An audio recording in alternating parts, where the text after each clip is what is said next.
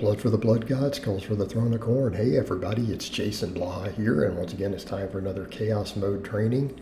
And yes, I'm going to run with that name, and it is obviously, in my case, a Warhammer reference. But today was a shoulder day.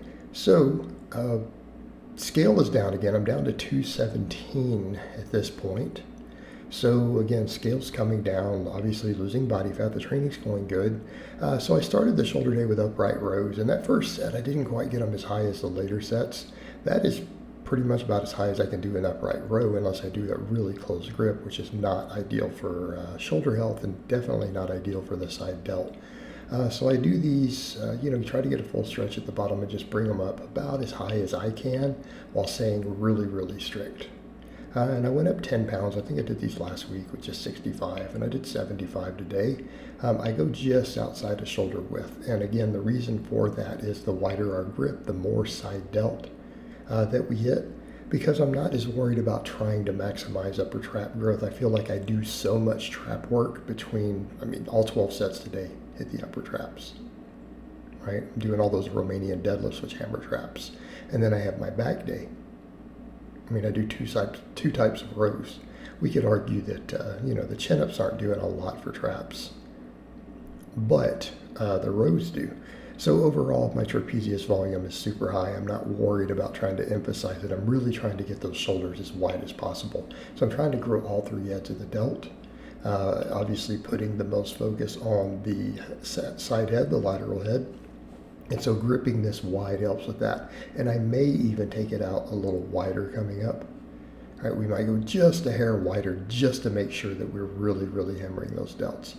But again, I do feel like my shoulders are starting to look decent. They're starting to fill out. And of course, as I get leaner, that will become more and more pronounced. But the name of the game at the moment is really to trim down. And I had someone ask me, why are you slow cutting? I don't think that I'm really slow cutting at this point.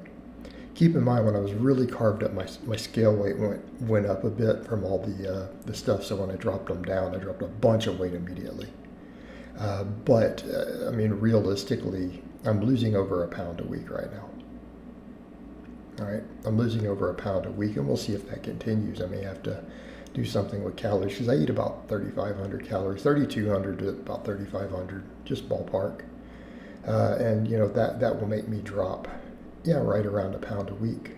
Okay, because again, my maintenance calories, because my maintenance is close to around 4,000.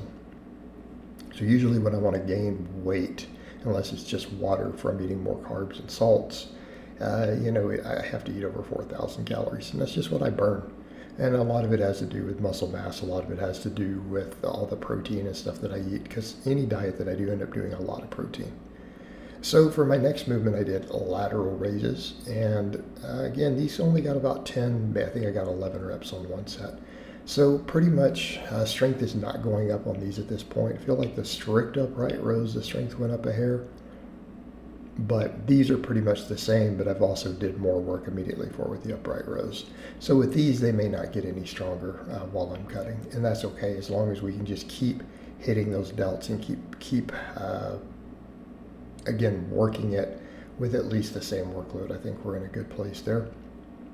But I'm noticing, since the scale is down today, I feel like in this footage, say compared to the last couple of days, the skin is actually looking just a little looser. But again, that's going to happen. That's going to go back and forth a little bit as I'm losing body fat and dropping, because you're going to lose water and other stuff with it.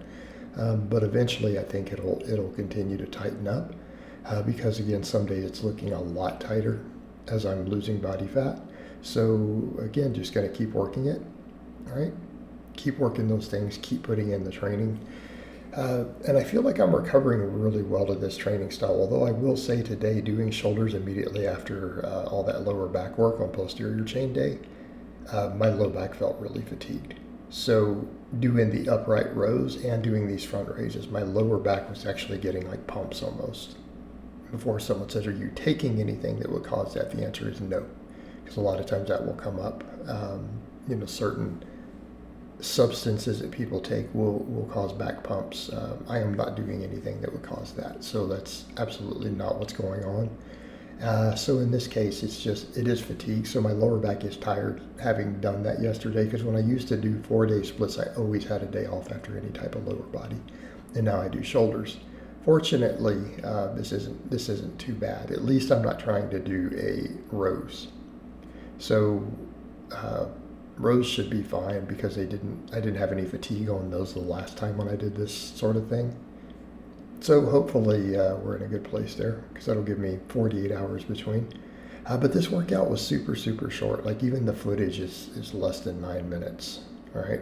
So one of the shorter workouts I'm going to do, and it's just because I just came in and pumped delts. Now the other thing is performance also may not go up because I'm cutting the break short.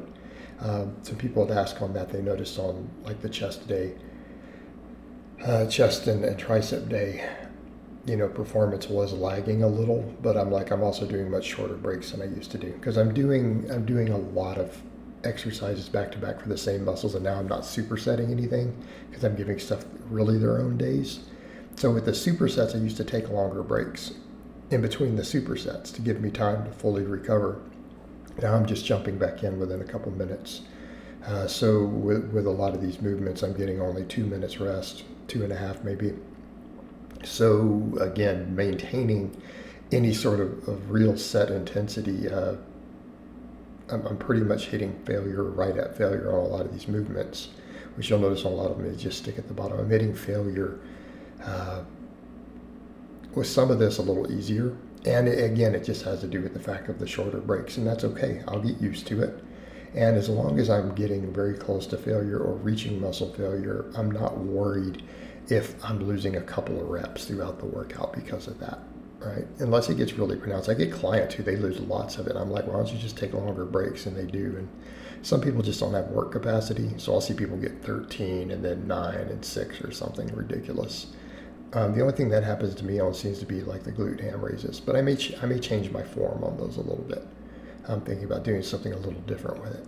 All right, for the next exercise, we did these incline rear delt flies. Now, obviously, this is a slightly higher incline. Last time I used 45, but I've just left it at 60 because that's what I'm doing on a couple of my other exercises. So I just did it at 60, which is still at an incline, and it's still going to be rear delt focused. But obviously, it's not as leaned over, so there's going to be a little more side delt. So really, this is a fantastic second angle to hit my posterior and side delts. And of course, it obviously hits the upper traps and all that. And then we finish up with 2 sets of hanging leg raises like I do all my workouts. I do abs, trying to do 10 sets of abs throughout the week at the end of my workouts, because again, these are good for my shoulder mobility, which I need more of. They're good for my abs, and of course they're good grip training. So I get some grip training thrown in at the end of every day also. So that's one reason I'm not worrying about forearms and any grip training, because I do all my pulling raw, and then I do these at the end of every workout. All right, guys, but that's really all I have to say on that today. I hope it's been informative, and I'll talk to you guys and gals next time.